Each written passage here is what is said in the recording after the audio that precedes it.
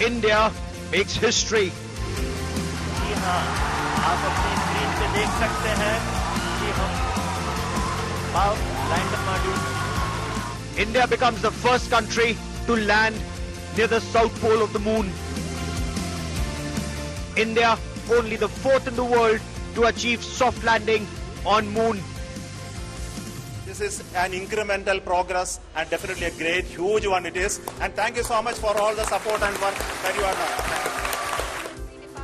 Prime Minister Narendra Modi congratulates the scientists and the country. मेरी तरफ से आपको, आपकी पूरी टीम को बहुत बहुत बधाई. First images from moon accessed. Moon done, sun next.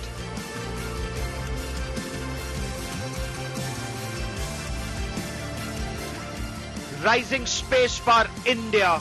That's our top focus on India First. India, a rising space power. India has landed on the moon and Indians are over the moon. It's a remarkable feat. Barely 4 years after that partial success of Chandrayaan 2, the brilliant scientists at the Indian Space Research Organization, they've learned from every mistake, every lesson learned, and successfully made a soft landing near the south pole of the moon, becoming only the first country in the world to do so, the first country to land near the south pole of the moon, the fourth to make a soft landing on moon. Just last week, Russia's Luna 25, it crashed.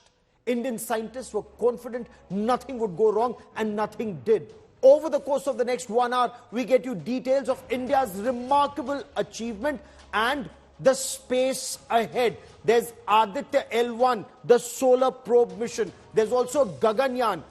I'm Gaurav Sawant. We get you much more, but first, as always, the headlines at 10.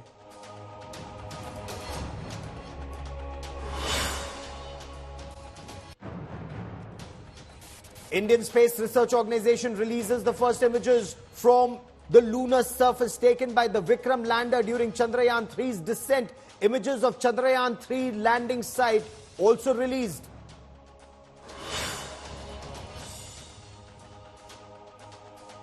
Big story on India today. Rover Pragyaan exits Vikram lander, will explore lunar surface for the next 14 days. ISRO logo and the Ashoka line, symbol of India, imprint on Pragyaan rover wheels.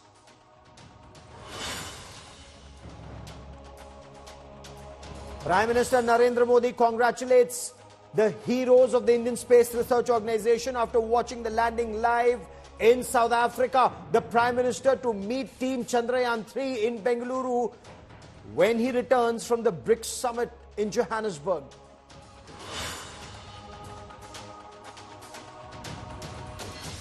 A billion Indians are over the moon as Chandrayaan lands on the south pole of the moon. Celebrations erupt across the country.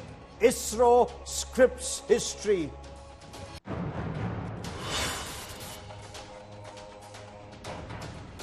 Day 2 of Pragnanda versus Carlsen at the World Chess Championship final ends in another draw. The final now will be a tiebreaker on Thursday.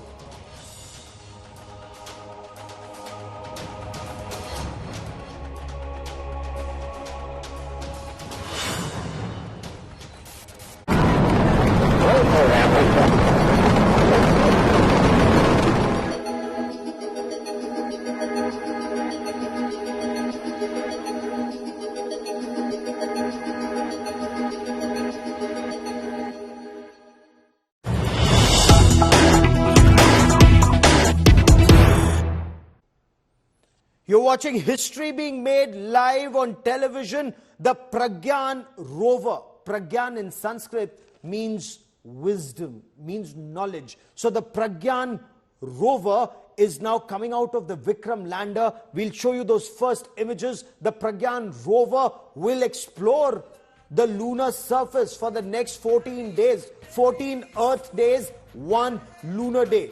Now, the logo of the Indian Space Research Organization and the Ashok emblem, the Ashok line, that symbol of India, will be imprinted on lunar surface forever. They will be on the 6 wheels of this 26-kilogram weighing rover of the Chandrayaan. I quickly want to bring in India Today's Raj Chingappa, Group Editorial Director, publishing Raj Chingappa, for more on this. Raj, India's scripted history. We are showing those first images of Pragyaan rover coming out of the Vikram lander. Raj, this is history. The next 14 days will actually change the way we look at moon. Gaurav, this is how successful this Chandrayaan-3 has been. The main mission was to soft land in the South Pole. That has been accomplished. And now we have this very exciting development that has happened soon after the landing. We had expected it to happen 6, 7, 8 hours later. It's happened within 2, 3 hours of the landing, which shows just how well the landing site was, and the fact that not too much dust and regolith had been kicked up by the lander, and that everything is stable for it to roll out so quickly. Now, what is the rover going to do? As you mentioned, it's 26 kgs in weight. It's about 3 feet by 2.8 feet, slightly larger than a table that you're seeing. And it moves very slowly, something like 30 meters per hour. It's 1 centimeter per second, but because it can move to a distance about 500 meters and 150 meters and come back from the lander. It communicates with the lander. And they're equipped with it a couple of experiments which will study the moon surface. The so lander let's take also this step by step, simultaneously... Raj. Sorry? Let's take this step by step. It has 3 payloads. Tell us about Rambha, because everyone's very curious. What are these 3 payloads on board the Pragyaan rover, and what will they study on moon? Let's begin with Rambha. Well, I'm not getting into too many of the scientific details, because these are, the acronyms. I'll have to take the pamphlet and look, to spell it out scientifically. But let me just make it very simple. Essentially, no one has really studied the south pole of the moon. We now have a rover sitting over there, sifting through the regolith and finding out what is the moon surface made of. Why is that important? Because at the end of the day, the South Pole is seen as most favorable for having water ice that we could finally colonize. So what we are doing with the rover are experiments to see what the surface of the, what is the composition of this surface, what is the kind of texture that has. So each of the 3 experiments that have been done, including a laser probe that goes down and shatters the regolith to see how, finally it will disintegrate, and what are the kind of chemicals components that would come out of it on this one. And let's not also forget the lander is simultaneously doing experiments. One of those experiments that the lander is doing, even as it sits quietly and communicates with the rover, is to study seismic activity in the moon. Why is that important? We really don't know. We know that moon is hammered regularly by meteorites because it has no atmosphere like us to burn down any of even the tiny guys. They come and hammer the moon. They create giant craters if they're big. And we want to know how stable that atmosphere is. Because when we put down a colony over there, and if there is a seismic activity and it shakes the whole thing, so that's one of the things that we're looking at. Second is, we really don't know, we know that the temperature of the moon can go as high as 127 degrees centigrade, which is higher than the boiling point of water, and drop precipitously to minus 170 degrees, which is twice the cold of Antarctica. Which means that's why this 14 days is so critical. If you don't get this window, you're out. But imagine if you have to live there right through. So one of the things is to study the variations from what the temperatures on the soil versus what is it below. So one of the things that the lander will do is that. There are other very interesting sort of experiments that they are trying. Actually, I think the second part of the mission that the rover is rolling, let's hope, and I'm sure the ISRO team is very confident, is the first time we're doing something like this. I think that's also history. And the world is watching. The world is watching. History is being made. Raj, stay with me. In a moment, I'll also be joined by my colleague Shiv Arur, and our team is also talking to scientists across the world to get you the latest. Now, India scripted history by becoming the first and the only country in the world to successfully land near the lunar South Pole. India has also become the 4th country in the world to make a soft landing on moon after the United States, Russia, China, and now India. The scientists of the Indian Space Research Organization who led the Chandrayaan-3 mission have made India a major space superpower.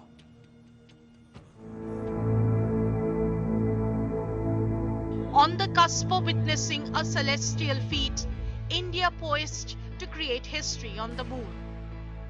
The countdown has begun.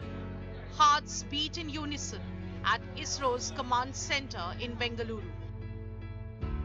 India's brightest minds guide Chandrayaan 3 on its journey to the moon's enigmatic south pole. 7, 6, 5, and here you go.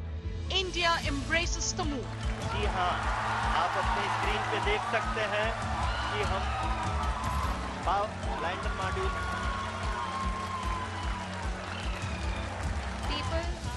Chandrayaan 3 touches down the south pole of the lunar surface. बहुत ही गर्व की बात है. हिंदी में एक कहावत है कि चंदा मामा दूर के, लेकिन अब हम ये कह सकते हैं कि चंदा मामा अपने घर के. And India's spirit reaches for the stars. Sir, we have achieved soft landing on the moon. India is on the moon. Sir, I request our Honorable Prime Minister to address us and bless us. Thank you, sir.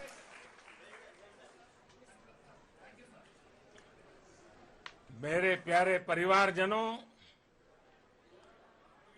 जब हम अपनी आंखों के सामने ऐसा इतिहास बनते हुए देखते हैं तो जीवन धन्य हो जाता है. हमने धरती पर संकल्प लिया और चांद पर उसे साकार किया. The South Pole region holds mysteries waiting to be unraveled. India's Chandrayaan 3 aims to analyze the lunar surface and deepen human understanding of the moon's geology. हमारे वैज्ञानिकों के परिश्रम और प्रतिभा से भारत चंद्रमा के उस दक्षिणी ध्रुव पर पहुंचा है जहां आज तक दुनिया का कोई भी देश नहीं पहुंच सका. अब आज के बाद से चांद से जुड़े मिथक बदल जाएंगे, कथानक भी बदल जाएंगे और नई पीढ़ी के लिए कहावतें भी बदल जाएगी. भारत में तो हम सभी लोग धरती को मां कहते हैं और चांद को मामा बुलाते हैं. कभी कहा जाता था चंदा मामा बहुत दूर के हैं. चंदा मामा बहुत दूर के हैं. अब एक दिन वो भी आएगा जब बच्चे कहा करेंगे चंदा मामा बस एक टूर के हैं.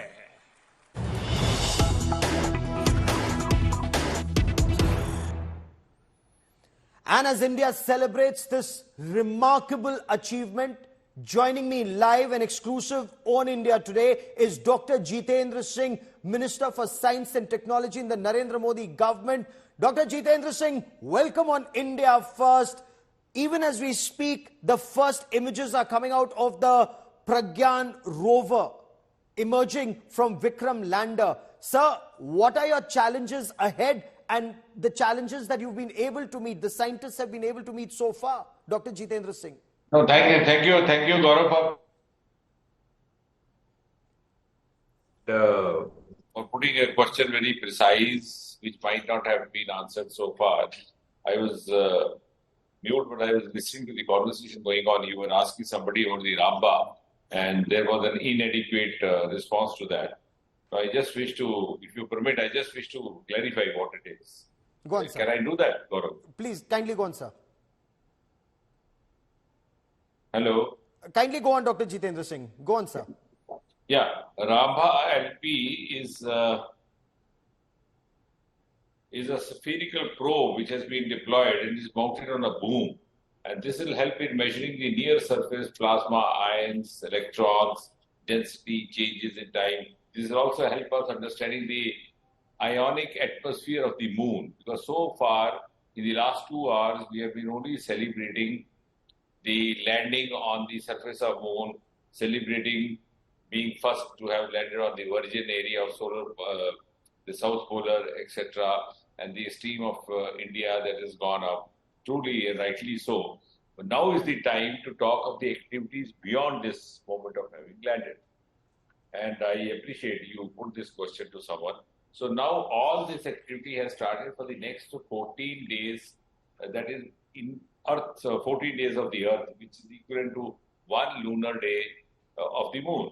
So in these 14 days, we have a number of installations in place on Vikram, on the lander. One of them, as you rightly mentioned, Ramba, which I have responded to, and I just wish to add to share with my viewers, because this is a more scientific aspect of it, which is going to be discussed in the next 2 weeks, time and again, which is not a part of the public jargon, so may not have been fully comprehended. We have another arrangement called CHASTE, C-H-A-S-T-E, which stands for Chandra's Surface Thermophysical Experiment, to carry out the measurements of the thermal properties of the lunar surface, that is the temperature variations, etc. Then we have LRA, is the laser reflector array. The laser reflector is mounted on the Vikram for accurate positioning. Similarly, we have a number of them. If I go on spelling, I do not wish to take your time. But what I'm trying to say is that now, from today onwards, beginning from at least latest by tomorrow morning, we'll have to dwell on these aspects to educate the countrymen about what actually Chandrayaan 3 is up to, and what Chandrayaan 3 is going to get for the rest of the world, which is not known to them. It's like discovering the mysteries of universe, which nobody else ever ventured to discover, which now are going to be discovered. Sir, how soon will the first information start coming from the Vikram lander and the Pragyaan rover? Pragyaan wisdom. So how soon will we get that wisdom from Pragyaan? We have actually started. Now this is going to be a consecutive process. As I just mentioned about Ramba, because you mentioned that, we have a number of other instruments. We have ILSA, that is ILSA, Instrument for Lunar Seismic Activity, which will give us an idea about the seismic activity around the landing site. Now seismic, relates to earthquakes and other things. So we are going to study diverse aspects, vis-a-vis what is exclusive to moon, vis-a-vis also what is in the context of Earth. So we have a seismic zones in Earth, as you know very well. Yes. We are trying to also experiment and discover on those on the surface of moon. Similarly, we have the LIBS, the laser-induced breakdown spectroscope, which will discover the laser beams to melt and evaporate materials. We have an instrument to measure the chemical composition of the mineralogical composition of the lunar surface. That's called APXS, alpha particle X-ray spectrometer, to discover the mineral composition. Just let me remind you, it was through the presence of water molecules on the mineral elements that Chandrayaan 1 came back with the message that we could have a possibility of human habitat or a human life on the surface of moon. So what I'm trying to say is that we are actually in the process of going beyond where Chandrayaan went, Chandrayaan 1 went. And it was an eye-opener for the rest of the world, for the simple reason that even though the USA and Soviet Union has started much before us, and USA actually succeeded in landing a human being on the surface of moon in 1969, Neil Armstrong. He had a stroll around, the BBC captured it, but he couldn't see the presence of water on the surface of moon. It was Chandrayaan 1 which went and captured the presence of molecules of water. And that was an if there is water on the moon, if there is water on the moon, sir, do you, in our lifetime, or is there a time frame where we could talk about water on the moon or use moon as a staging camp to explore space? See, Gaurav, water means H2O. So we have hydrogen, we have oxygen, both have some kind of a relation with the compatibility of human life. And therefore, this is a step forward. Now, what is heartening is that no other country had actually discovered this. It's primarily Chandrayaan 1 and followed by Chandrayaan 3. Now, it's an amazing story. Beginning 60 years back when Vikram Sarabhai started off carrying a launcher on the carriage of his bicycle, Yes. when Soviet Union, the then Soviet Union and USA were already planning to land on the surface of the moon to discover the mysteries of moon. But the actual mysteries of moon have been discovered by us. And that's why the entire enthusiasm and inquisitiveness to receive the inferences obtained from Chandrayaan 3 all across the world. Now, the second part of it, whether it will happen in your lifetime or my lifetime, because our lifetimes may be different, but nevertheless, the lifetimes of a planet or a nation are measured in centuries, years. The lifetime of a mortal being is measured in decades, 60, 70, 7 decades. But it's an amazing achievement because we are just a 75 years old nation. And 75 years in the history of a nation is just an infancy. When you write the history, 75 years do not even capture the footnote of a chapter because the history is written in eras. But if you see from that point of view, in the last 75 years we have reached so far. We have reached South Polar area where none else from the world reached. And we have traversed this journey just within 6 decades with a very meager resources, which actually were, I think, the entire regulations and the shackles which are binding us down were unlocked by Prime Minister Modi. So we owe a huge lot to Prime Minister Modi because till about 4 years back, we were functioning under a huge degree of constraint both of financial funding, constraint both of synergizing participation by the other stakeholders. It was only somewhere around 2020 that Prime Minister Modi, breaking the taboos of the past as he has the aptitude to do so, threw open the gates of Sriharikota to all the stakeholders. And you would recall that even on the 14th of July, when this launching happened of this Chandrayaan 3, we had as many as more than 1,000 media persons watching it at the launching site. Yes. Now, this was the same location where a media person was prohibited from even peeping inside the gate of Sriharikota. As a result of which, today, we find the entire nation owning up this ocean. Oh, absolutely. I mean, this is India's spectacular. And on the professional side, we have a huge funding coming in. We have just within 3 years, we have more than 150 private startups. Many of them have become world-class entrepreneurs. In fact, that was the question I was coming to. But before I come to private participation and India, trying to make this big leap when it comes to space, Raj Chingappa, the Group Editorial Director, Publishing of India Today, also again someone who's big on space, has a question for you. Go ahead, Raj. Dr. Jitendra Singh, firstly, congratulations, and you're very lucid in your explanations, and you've laid out what India could do. Particularly the game changer that you talked about that Prime Minister Modi has brought about by opening out space. Now that Chandrayaan is, a success, its major mission of landing on the moon has happened, the rover's out there, and most likely everything will go well. So far, everything seems good.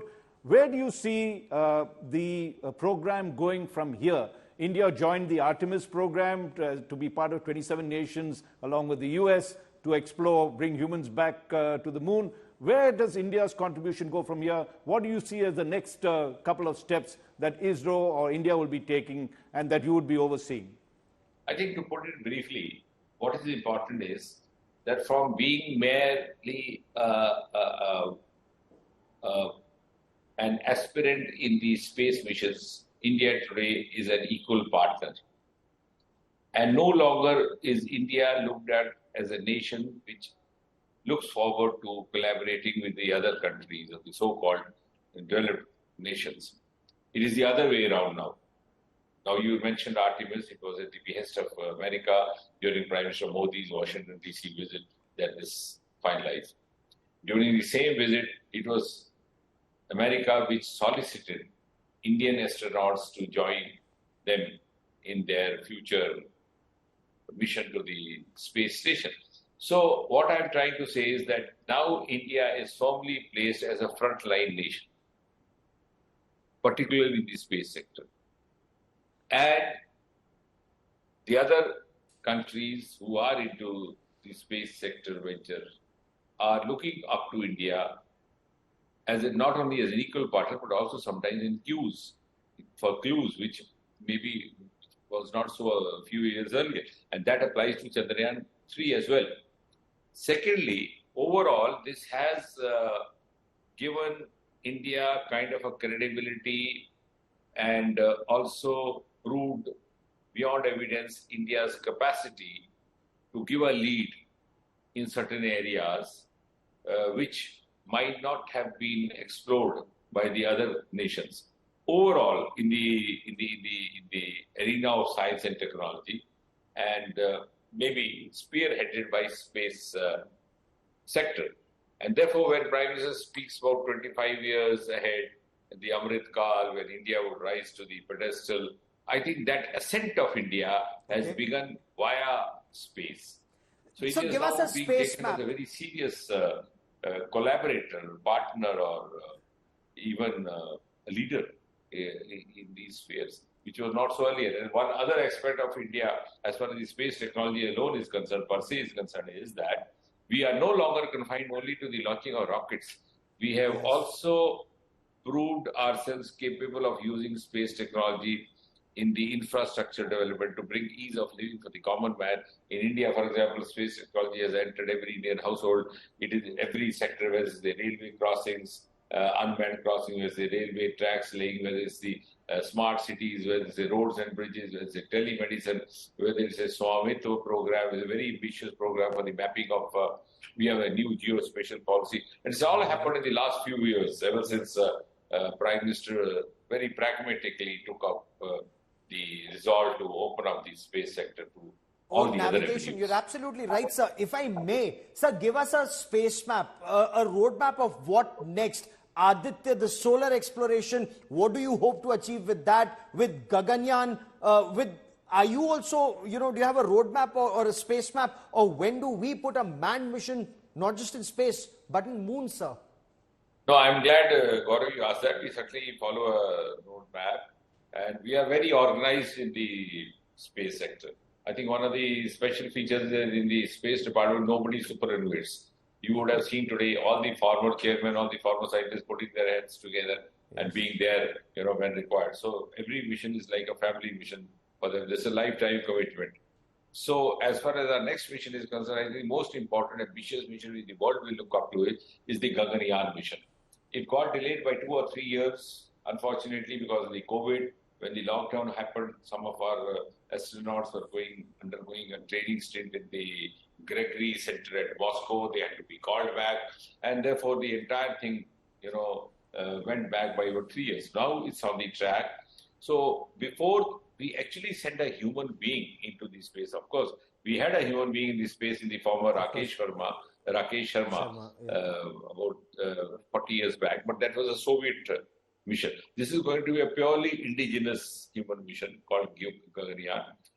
But before we actually send a human person, a human Indian live and soul into that mission, we are going to make ourselves sure that just as it is important to send a human being into a space, it's equally important to have him back safe and sound. Oh, absolutely. So for that, we are going to have 2 preliminary trial missions.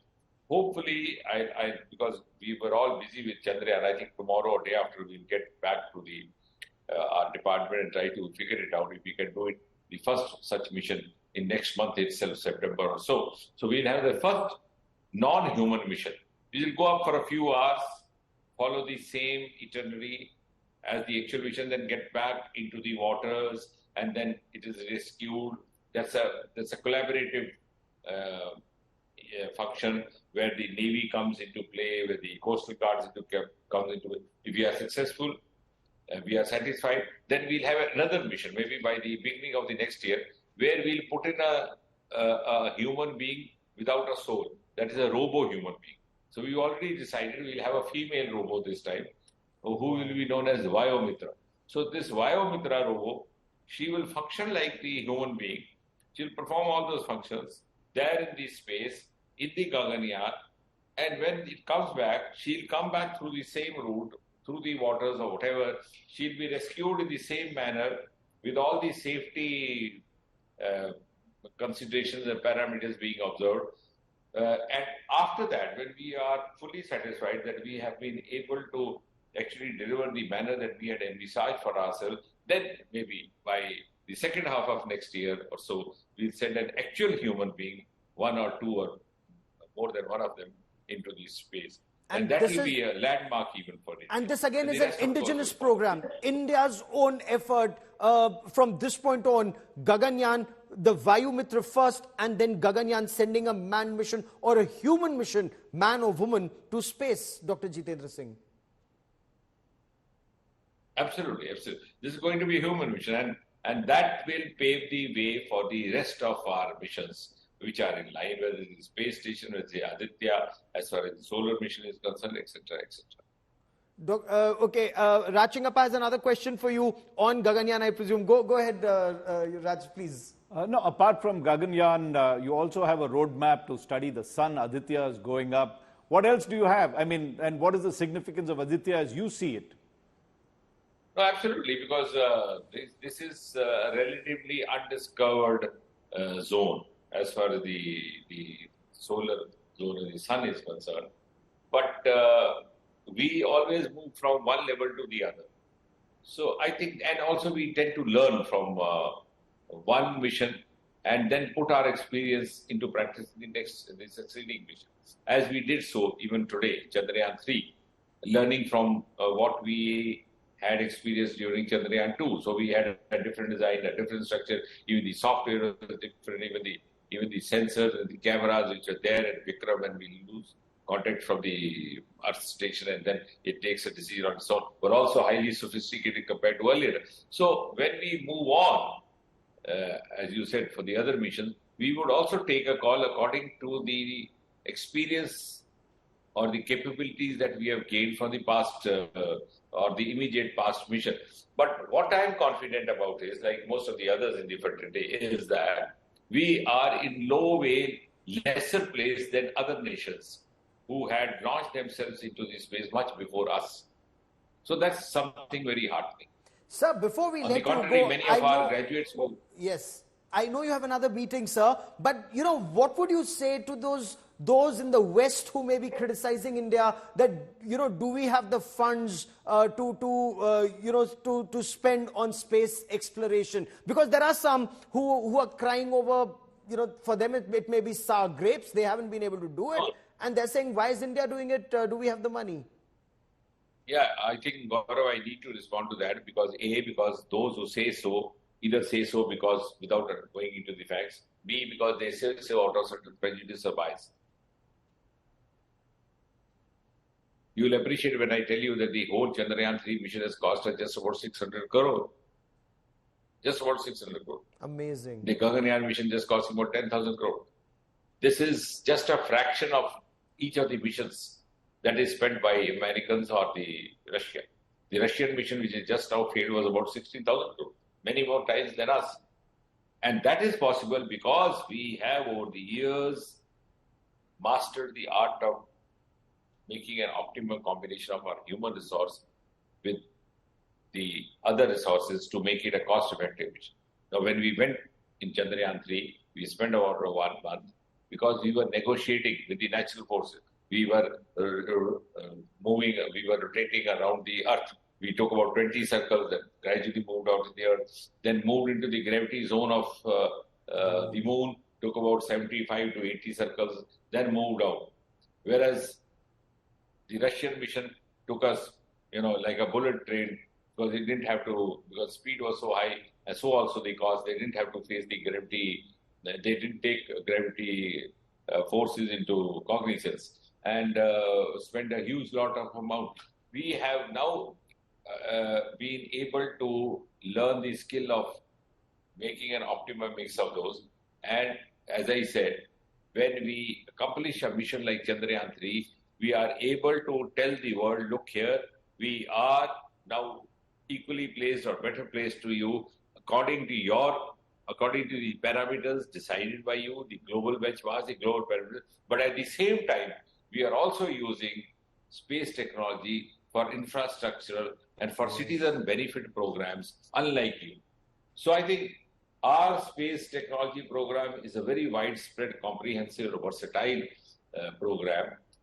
Our missions are, on the one hand, of course, missions meant to address certain objectives related to the research into the mysteries of the universe. At the same time, to establish our capabilities before the rest of the world.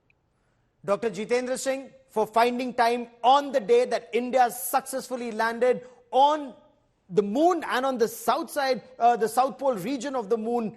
Many thanks, many congratulations to you and to the scientists of the Indian Space Research Organization. Dr. Jitendra Singh, Minister of State, Independent Charge, Science and Technology there, joining me on India First. Raj, when you talk about India's achievements and some in the West, you know, who very snidely say, well, pass these snide comments that does India have the money and why are they spending so much money on moon? You agree with the minister? We've done it and we've done it so well, less than just about 615 odd crore rupees. And that's been the hallmark of Indian space research, may I say so, because whatever we did, whether it was our launchers that we made, the PSLV, the GSLV, the satellites that we built and cutting-edge satellites, all of them came at a third of the cost normally available. And that's the niche that ISRO has developed over a period of time, and that's why a lot of nations are now coming and wanting to use our launchers and also collaborate with us to make satellites because they see a cost saving in it. Now, when you talk of, say, Chandrayaan 3 and 615 crores, you know, Gaurav, what is the cost of a Rafale aircraft? I mean, or take, I'm not even getting to military, take just a Boeing jet that you would buy to take a flight from one place to the other. Barely costs the same. I mean, so you will see that not only is it cost effective, it's not like it's an extravagant program that we are spending, the thousands and thousands of crores. Through just using 650 crores, we are at the cutting edge of science and space exploration. That's our great achievement. The world is looking at us. This is India's moment in the world and, of course, in space. Rachingappa for joining me here on India First. Many thanks. And for viewers who are joining us, I want to get you the first images sent out by the lander and the rover. First images, rover Pragyaan exits, Vikram lander. These are images that are just coming in and this is absolutely amazing. So this was so perfect according to scientists that they were expecting all of this to happen. They were expecting Pragyaan to roll out of the Vikram lander, the ramp to come out after the moon dust settled, and they thought this would take several hours, but it's almost like clockwork precision. That's the moon surface near the South Pole of the moon. So over the next 14 Earth days and 1 lunar day, Pragyaan rover, Pragyaan means knowledge, it will find out what's the moon's surface like, what are the metals and minerals on moon, the seismic activity on the moon. I quickly want to cut across and bring into this conversation Lieutenant General A.K. Bhatt. He's Director General of the Indian Space Association. General, as always, a privilege having you on India Today. The private sector too had a very critical role in this mission and perhaps will continue to do so in the days, weeks and years ahead, sir. So I would start by saying is, Chandrayaan is, of course, totally a mission led by ISRO, planned by ISRO and done by ISRO. But what ISRO has been doing in India for the last 60 years is they have created an ecosystem of suppliers to them, vendors to them, who today have much better capabilities. And they are the ones who have provided components, subsystems, systems for this whole mission. I should start from name a few. There are 11 which I have traced out. And of course, the big ones in that are Larsen & Toubro, Walchand Industries, Godrej, Centum, ADTL, Keltron, and many more. And they have that capability of providing components, very critical components, which are effectively doing what the lander and the Pragyaan is doing at the moment. We are so proud of the contribution of the private industry which has been there. And when we look at the roadmap, sir, or the space map, for India to be a major space power in the years ahead, this ecosystem that you talk about, the private sector ecosystem, like in the weapons industry, like in the arms industry in the West, they would have to play a bigger role for more talent, for the talent pool to be bigger, sir.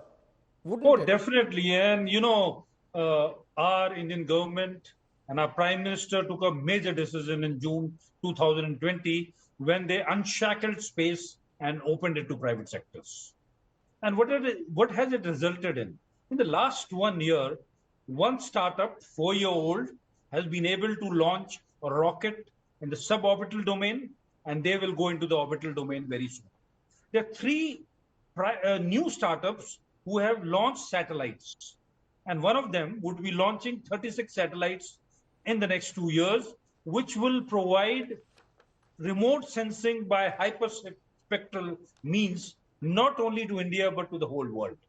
And all of them, like Elon Musk in America, would support India's space ambitions.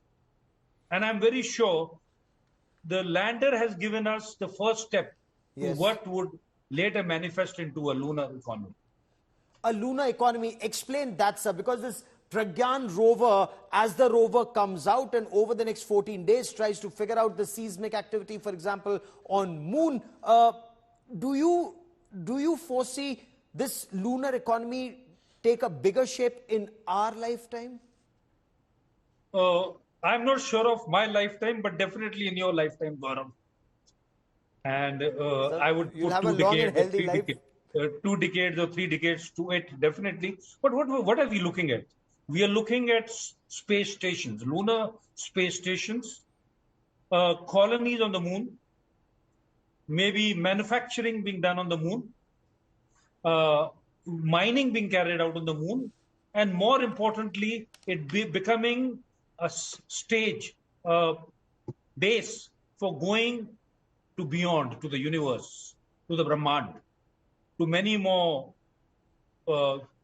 galaxies, many more planets in the world, and much more. Moon would be the first staging area. By when do we see that? Will that be that, like in military parlance, sir, will moon be the TAC headquarters or the staging camp to launch the next operation on the next peak?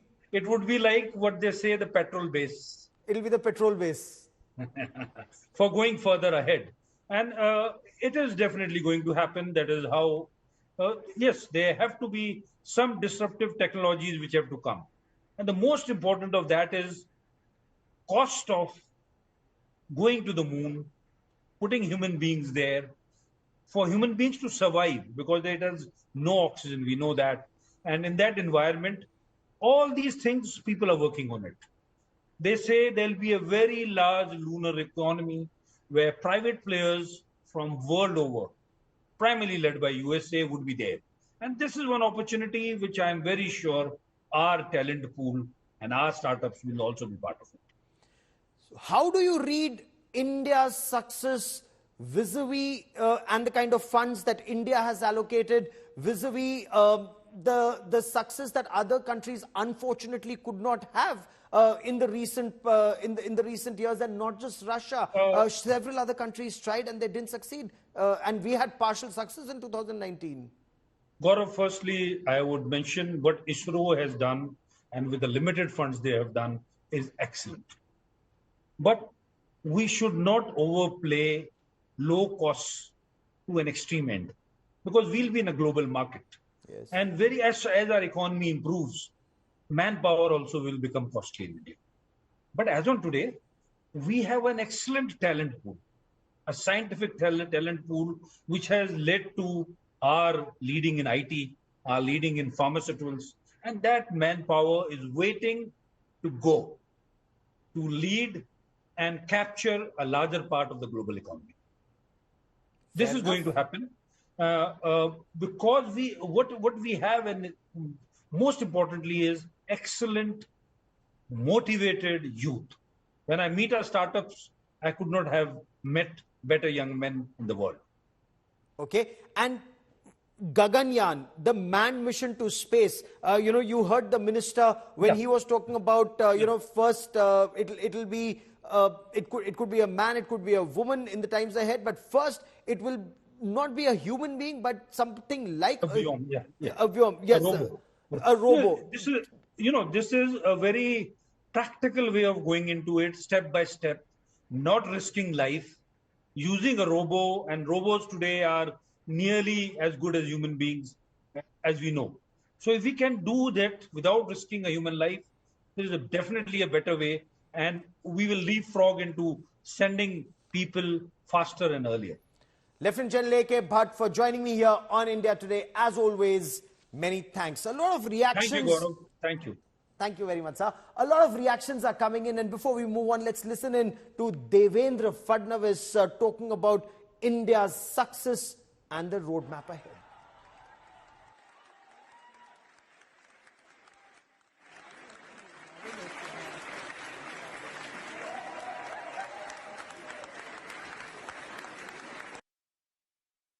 Try and get you more of these reactions. We spoke to Meenakshi Lekhi, we spoke to Devendra Fadnavis, a lot of other reactions also coming in.